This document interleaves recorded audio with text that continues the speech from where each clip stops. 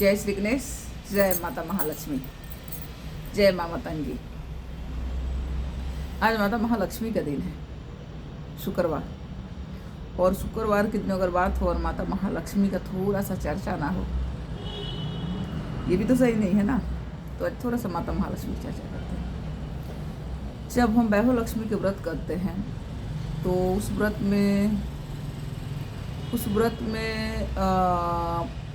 करना क्या होता है। उस व्रत में हम दूसरों के लिए, सबके लिए प्रार्थना करते हैं, अपने अड़ोसी पड़ोसी, दुखी परेशान हर इंसान के लिए माता से यही कहते हैं कि हे माँ, जो निर्धन है उसे धन देना, हे माँ, जो निसंतान है उसे संतान देना, जो रोगी है उसे निरोग काया देना, जो बेघर है उसे घर देना, जो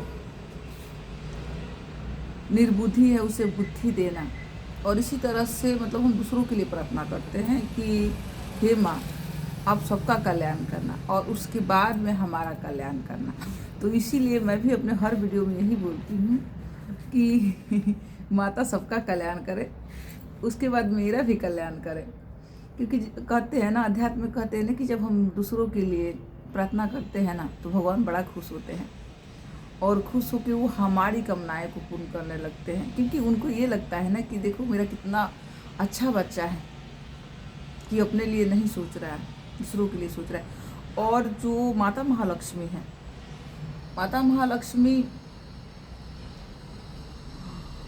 तंत्र की भी देवी है ना, कमलात्मिका।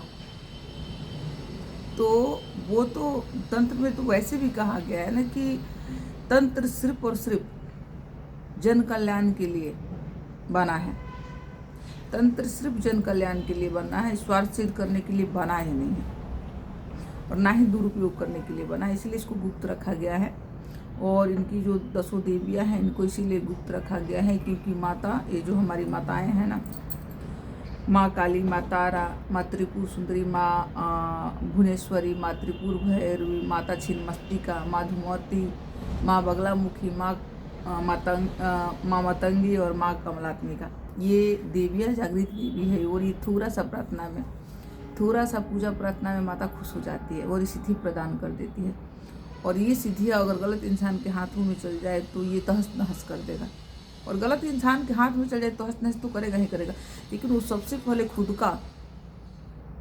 का नुकसान करेगा। क्योंकि उसको पता ही नहीं है ना कि भाई ये जो पावर है ना, ये समझ लो आपकी पावर हाउस है।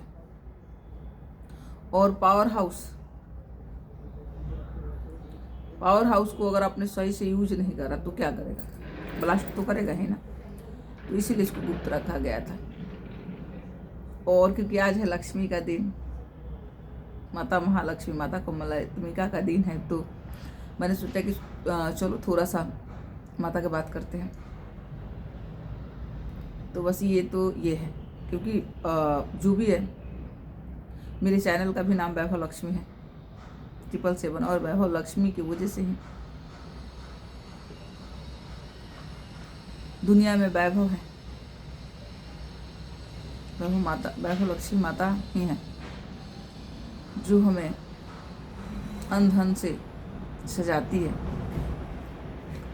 तो ये तो हो गई माता महालक्ष्मी की बात। लेकिन मैं यहाँ आज बात कर रही हूँ अध्यात्म एक रहस्य है। वो एक ऐसा रहस्य है ना कि किसी के लिए भी समझना इतना मुश्किल है, बहुत ही मुश्किल है, इतना आसान नहीं है समझना किसी के लिए भी। वो कितने भी बड़े बड़े ज्ञानी, योगी, तपस्वी हुए, लेकिन कोई भी अध्यात्म को पूरी तरीके से समझना नामुमकिन, समझ ही नहीं पाया पूरी तरीके से और नहीं समझेगा। क्योंकि आप जितना, ये इतना गहरा समुद्र है ना कि आप इसके जितने नीचे जाओगे आपको लगेगा कि कुछ और बाकी है। आपने कभी प्याज छीला है? प्याज क्या होता है? प्याज छीलते हैं तो क्या होता है? 1 2 3 4 लेयर पे लेयर पे लेयर पे लेयर पे लेयर पे लेयर पे लेयर लेयर लेयर। इसी तरह से आध्यात्म में आवरण पड़ा हुआ है। और इसको समझना मतलब इसको समझा ही नहीं जा सकता है, पूरी तरीके से नहीं समझा जा सकता है, क्योंकि ईश्वर ने इसको जितना ऊपर रखा है ना, उससे कहीं कहीं कहीं ज़्यादा गुना नीचे रखा हुआ है। तो इसको समझना, और हमारे जितने भी ऋषि मुनि योगी तपस्वी हुए, ये सब इन्होंने सब के सब ने एक चीज़ को पकड़ा, कोई भी एक चीज़ जो इनके समझ में आ गया, कोई भी एक चीज़ पकड़ा जो इनके समझ में आ गया, और उसी के हिसाब से इन्होंने किताब लिख डाला, ग्रंथ लिख डाला, संस्था बना दिया, और बहुत सारी चीज़ें कर दिया जन कल्याण के लिए, क्योंकि जो समझ में आया उसी के ऊपर चले। उनको पता है कि अध्यात्म ऐसा रहस्य है ना कि अगर हम इसको सुलझाने लगेंगे, इसमें घुसने लगेंगे, तो हम फंस जाएंगे, हम इसमें अटक जाएंगे, हम इसमें उलझ जाएंगे, और फिर बाहर नहीं निकल पाएंगे, क्योंकि अध्यात्म ऐसा ही है। तो फिर उन लोगों को, हमारे ऋषि मुनियों को, तपस्वियों को, जो जहाँ से समझ में आया वो उसको पकड़ा, और उसी के आधार पर कल्याण करते गए, उसी के अनुसार वो कुछ ना कुछ इस धरती को अच्छा देते गए, जो समझ में आए। और आज जो वो समझा के गए, आज हम लोग भी वही बैठ के समझ रहे हैं ना। तो आध्यात्मिक रहस्य आप समझ लीजिए कि वो जो सस्पेंस केस नहीं होता है, कुछ हो जाता है और उसके बाद में उसको बुलाया जाता है ना, सीबीआई को बुलाया जाता है, और सीबीआई धीरे धीरे उसकी गुत्थी को सुलझाता है। तो अगर आप समझने पे आओगे ना, तो आपको लगेगा थोड़ा कि ये तो बस ऐसा ही है। अध्यात्म जितना कठिन है उतना ही आसान है, मतलब दोनों हैं, आप ये समझ लो। अगर ये सॉल्व है, ठीक है, आपकी समझ में नहीं आ रहा है, लेकिन अगर आपने इसका एक धागा पकड़ लिया उधेरने के लिए, तो सारा सॉल्व उधेर जाएगा। ठीक, अध्यात्म सेम उसी तरह से है कि अगर आपको जहाँ से समझ में आ रहा है, जो समझ में आ रहा है, उलझने की कोशिश मत करो। सब कुछ एक बार में समझने की कोशिश करोगे तो आप कुछ नहीं समझ पाओगे, और आप डिप्रेशन के शिकार हो जाओगे 100%, कोई डाउट नहीं। इसीलिए फिर कहते हैं ना हमारे ऋषि मुनि लोग कि जो समझ में आए उसको पकड़ो और आगे बढ़ो। तो बस ये समझ लीजिए कि इस साल में एक अगर धागा मिल जाता है खुलने के लिए ना, एक कहीं से भी, थोड़ा मुश्किल होता है एक धागा चूज करने में, निकल गया कहीं से तो फिर आराम से पूरा सॉल्व उधेर सकते हो आप। उसी तरह से आध्यात्म का एक रहस्य पकड़िए और उसी को पकड़े आगे परे बढ़िए। वो देखिए कैसे धीरे धीरे आपको आगे परे बढ़ाता है। आपको पता नहीं चलेगा, आप गिरोगे, उठोगे, चोट लगेगा, पोछोगे, फिर उठोगे, फिर थोड़ा दौड़ोगे, फिर गिर जाओगे, क्योंकि ये यही है। मैं अपना अनुभव बता रही। मैं खैर देखिए, मैं ना तो इतनी ज्ञानी हूँ, ना अनुभवी हूँ, ना योगी हूँ, ना तपस्वी हूँ, कुछ नहीं हूँ, कुछ भी नहीं हूँ। मैं तो बस एक घर गृहस्थ में रहने वाली महिला हूँ जो ईश्वर को दिल से, भाव से पूजती हूँ। और आप समझ लीजिए कि मैं मतलब 45 साल हो गया, 45 साल से करीबन मैं उनको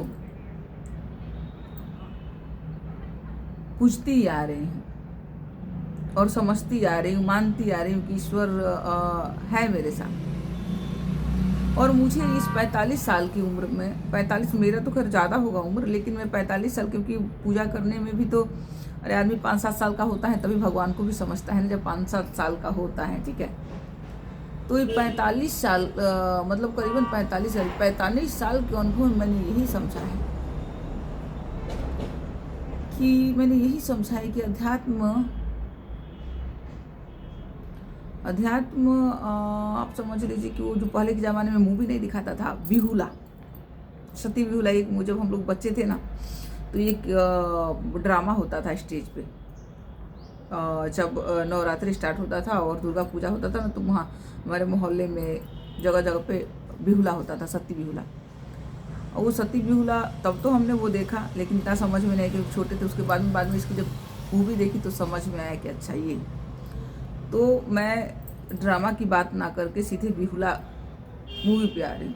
सती बिहुला मूवी आपने देखा होगा, या फिर कोई भी जो भी अध्यात्म मूवी देखते हैं कि शिव महिमा या जो भी शिवरात्रि, जो भी शिव शक्ति जो भी देखते हैं, तो उसमें देखते हैं ना कि एक भक्त होता है और वो भगवान के खोज में निकलता है, और वो भगवान के खोज में निकलता है और कहाँ से शुरू करता है, और कितनी परेशानी, कितनी कठिनाई, बहुत सारी चीज़ें उसके जीवन में आता है, लेकिन वो लुढ़कते लुढ़कते लुढ़कते उसको जहाँ वो चलता है जाने के लिए कहाँ, और पहुँच जाता है, क्योंकि रास्ते में इतनी विघ्न बाधाएं, इतनी सारी चीज़ें आती है उसके जीवन में कि वो जाता है वहाँ जाने के लिए, जाता है बनारस जाने के लिए, और पहुँच कहाँ जाता है, पहुँच जाता है वो सोमनाथ, सोमनाथ के लिए जाता है, पहुँच जाता है कहाँ, महाकाल। मतलब ऐसी चीज़ें होती है ना कि जाता है यहाँ, पहुँच जाता है यहाँ।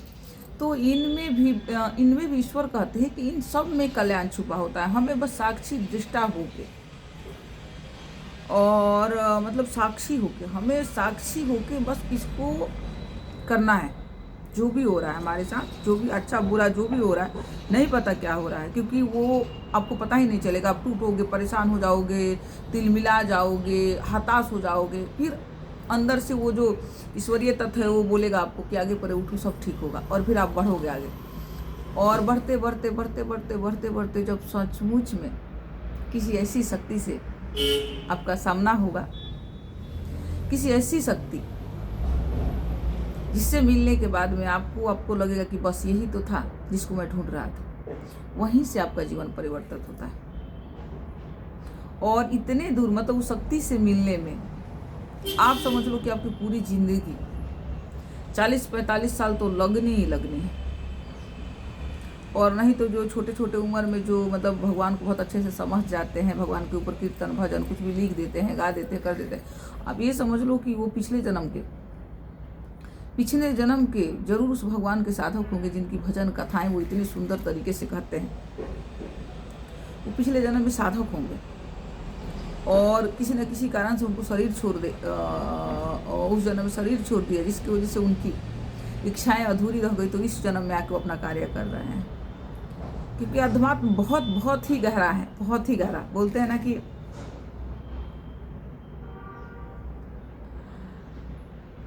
अध्यात्म से मतलब कुछ गहरा है ही नहीं। तो बस यही है। और बेहुला, जो मैंने मूवी बताया था बेहुला, मुझे अभी वही फिलहाल अभी वही याद आया, इसलिए मैंने उसी को बताया कि वो भगवान की भक्त होती है, उसके जीवन में इतनी सारी कठिनाई आती है, पति को उसको सांप डस लेता है, वो भी ईश्वर का माया ही होता है।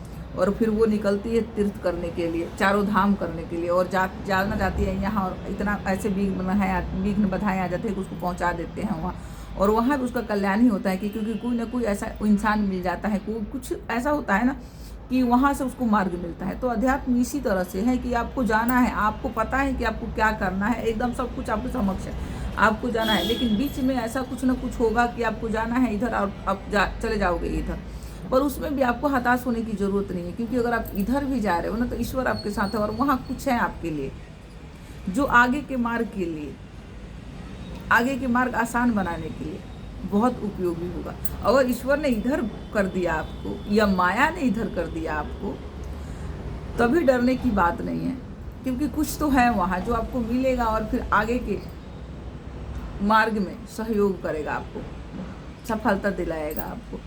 तो बस इसी तरह से आज बैठी थी तो मुझे अचानक से याद आ गया, वो ही सती बेहुला वाला मूवी याद आ गया कि मतलब कैसे उसने शुरू करा, और ये यहाँ पता नहीं कहाँ से शुरू करा, और कितनी सारी कठिनाई, कितनी सारी चीज़ें उसके साथ हुआ। उसके बाद भी वो चारों धाम का यात्रा करती है, और अपने पति को वो जिंदा कर लेती है अपने सत्य से, क्योंकि वो सती थी ना, सती थी कि उसके अंदर सत्य था, भगवान की कृपा थी, भगवान की परम भक्त थी, माता रानी की परम भक्त थी।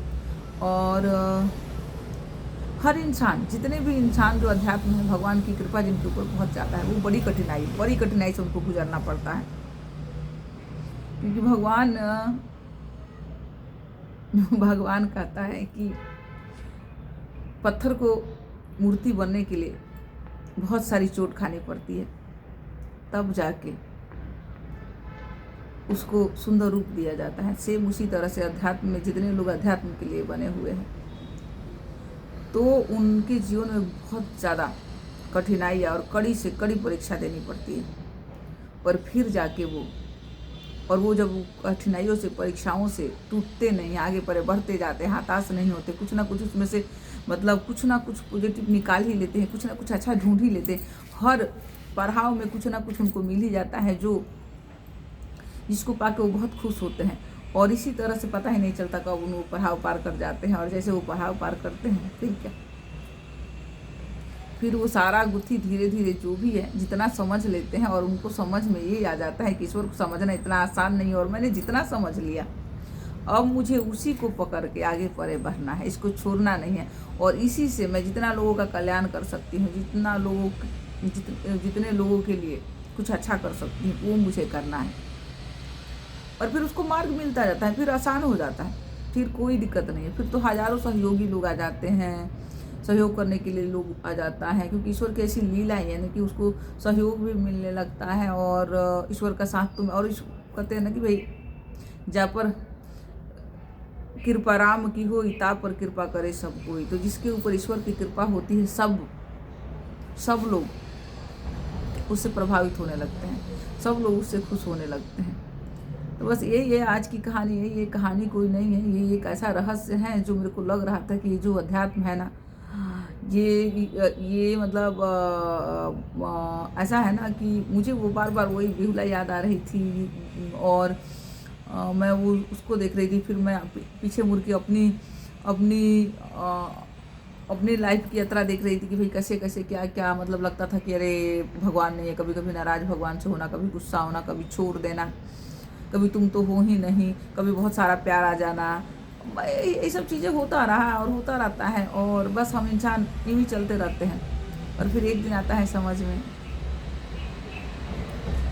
कि बस अब किसी चीज़ की ज़रूरत नहीं है, क्योंकि प्रभु तो साथी हैं। और कुछ मुश्किल ही नहीं है, तो बड़ा आसान था समझना। जो अभी लगता है मुझे कि तो अध्यात्म बड़ा आसान था समझना, क्या था मतलब कुछ नहीं है। ये जो हम ईर्ष्या द्वेष जलन में जलते रहते हैं इतनी छोटी छोटी सी चीज़ों के लिए, घर परिवार यहाँ वहाँ हर इंसान से उलझते हैं और हाय हाय हाय हाय करते रहते हैं औरों की चाह में कि और चाहिए और चाहिए।